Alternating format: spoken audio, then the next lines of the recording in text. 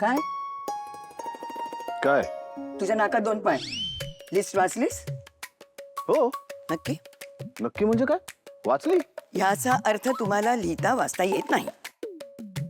तू विसरतेस का आजी? सगळ्यात पहिल्यांदा माझ्याकडनं श्री गणेश तूच लिहून घेतलं होतंस. मी शिकवलं होतं ना, मग मी दिलेली लिस्ट तुला नीट वाचता नाही आली? त्याच्यामध्ये तळटीप होती. व्हॅलेंटाईन डे ला जाताना जी थीम ठरवली आहे ते कपडे घालून जायचं. आणि हे आता तुम्ही घातलेले कपडे ते नाही आहेत. ए आजी नको ना आता, हे काय वाईट आहेत का? चालणार नाही. त्या लिस्ट प्रमाणे सगळं नीट छान छान मन लावून साजरं करायचं. मी आल्यावर विचारणार हं. आणि जर खोटं बोललात ना तर ते मला कळणार आहे बरं का. ओके. ओके.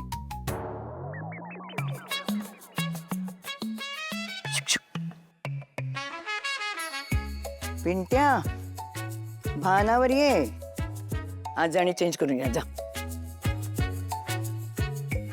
माझी गोड आजी, माझी हे ना सगळं हे प्रेम आणि हा मस्का ना माझ्यासाठी नको आहे. आज तुझ्या बायकोसाठी राखून ठेवू सगळं प्रेम. गोडाची गोडाची जा.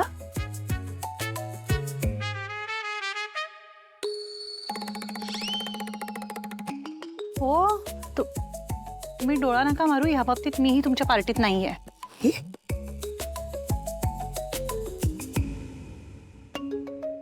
पिंट्या आणि स्वानंदी मला अगदीच लिंबू टिंबू समजतात वाटतं. माझ्यासमोर होला हो करून निघून गेले. मला काय कळत नाही. यांची काही खात्री दिसत नाहीये. मला सूत्र हलवावी लागणार आहेत आता.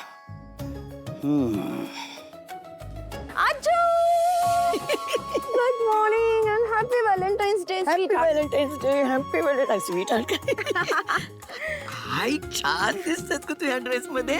या रिली नक्की ना? तुला माहितीये का मला ना हा ड्रेस घालायचाच नव्हता. का? अगं ऍक्च्युली आम्ही ज्या रेस्टॉरंट मध्ये जाणार आहे ना त्या रेस्टॉरंटची theme is red and white. हा बट ऐन वेळेला माझा original dress it got spoiled. फाटला अगं तो. काय म्हणून मी काही ऑप्शन नव्हता म्हणून हा ड्रेस घातला. मी काय म्हणते तुझा पिंट्या दादा आणि तुझ्या वहिनीने पण हा व्हॅलेंटाईन्स डे साजरा करावा असं तुला वाटत नाहीये का? अज्जू मला वाटतं ना पण वाटून काय उपयोग. ते किती हट्टी माहितीये ना. ते नाही ऐकणार अगं. आपण त्यांना ऐकायला लावायचंच. अज्जू यू नो पिंट्या दादा राईट. अगं त्याला कंपल्शन केलं की तो काहीच ऐकणार नाही. You know him well. तू कंपल्शन केल्यावर त्यांनी लग्न केलंच की. दॅट वॉज लग्न अज्जू. लग्न त्याने ऐकलं पण आय डोंट थिंक वो व्हॅलेंटाईन डे तो साजरा करेल. नाही नाही दुसरा काहीतरी प्लॅन करावा लागेल. काय करायचं? आहे माझ्याकडे एक आयडिया आहे. काय काय?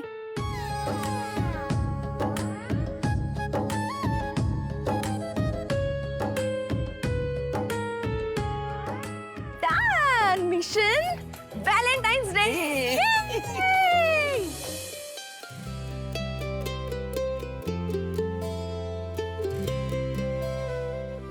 नारायणदादा झाली ना सगळी तयारी नीट?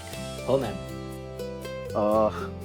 अजून काही हवंय लागणार आहे? नाही नाही झालंय सगळं आलंय. नंदुताई नंदुताई नंदुताई. अरे आलात तुम्ही सगळे. या या या. निशा बापरे केवढी उंच झाली आहेस तू. आणि काय ग तुझा खोकला बरा झाला का? आणि निश्चित तुझा निबंध वाचला मी. किती सुंदर लिहिलाय सरे. मराठी भाषा खूप छान झाली आहे तुझी आता. थँक्यू ताई. पण यावेळी तू किती दिवसाने भेटलीस आम्हाला. हो ना ताई. हो रे जरा बिझी होते. पण किती बिझी झाले तरी तुमच्यासाठी मी कधीच बिझी नसणार आहे. मी वेळ काढणारच. खूप छान वाटलं ग स्वानंदी तुला भेटून. थँक्यू. मी ओळख करून देते हा तुमची. हे मिस्टर समर राजवाडे. नमस्कार. नमस्ते. मुलांनो सरांना नमस्कार करा. एक साथ आणि या आमच्या मोहितेबाई आश्रमाचं सगळं काम याच बघतात आणि मुलांची पण अगदी छान काळजी घेतात. खूप छान वाटलं तुम्हाला सगळ्यांना भेटून. ही मुलं खरंच खूप गुणी आणि संस्कारी आहेत. खरं तर तुमचं कौतुक करावं तेवढं कमी आहे. आमचं कसलं कौतुक हो. जमेल तेवढं करतो आम्ही. स्वानंदी काही कमी नाही बरं का. दरवर्षी न चुकता आमच्या सगळ्या मुलांसाठी गिफ्ट घेऊन येते. मुलांशी नियमित संपर्कात असते ते दिसतच आहे. आणि मुलं सुद्धा तिची वाट बघत असतात. चला मग आता गिफ्ट घेऊया का?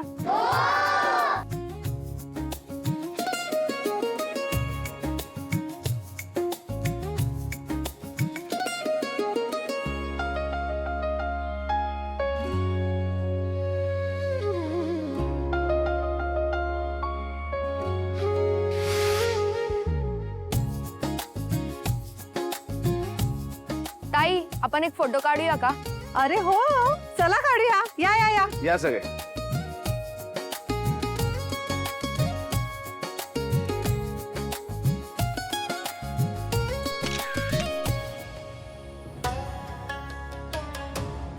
रोहन, कुठे चाललास रे? बाहेर पोहायला चाललास? पोहायला चाललोय असं दिसतोय का मी तुला? नाही रे बाबा, म्हणूनच तर विचारतेय ना तुला, कुठे चाललायस? बाहेर चाललोय. बाहेर म्हणजे कुठे? अधिराला भेटायला चाललोय. आज आम्हाला आमचा व्हॅलेंटाईन्स डे साजरा करायचा आहे म्हणून. ओके.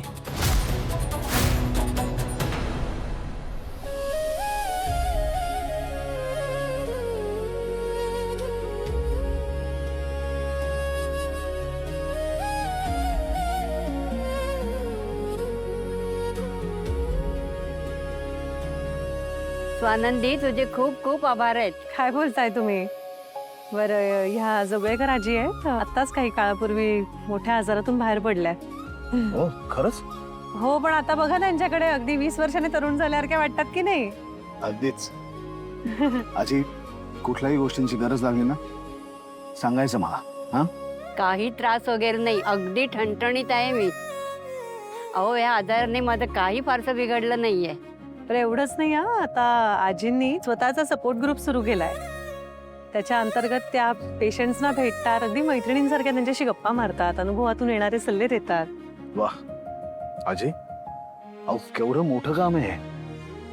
इतरांनाही जगण्याची प्रेरणा देणं, बळ देणं. तुम्ही खरंच इन्स्पिरेशन आहात. काही नाही, बस तुमचा आशीर्वाद असाच आमच्यावरती राहू दे. माझा आशीर्वाद आहेच रे. सुखाने संसार करा तुम्ही दोघं. अगदी लक्ष्मीनारायणचा जोडा शोभतोय. हो, पुढची अनेक वर्ष तुम्हाला एकमेकांचा असाच प्रेमळ सहवास मिळत राहू दे.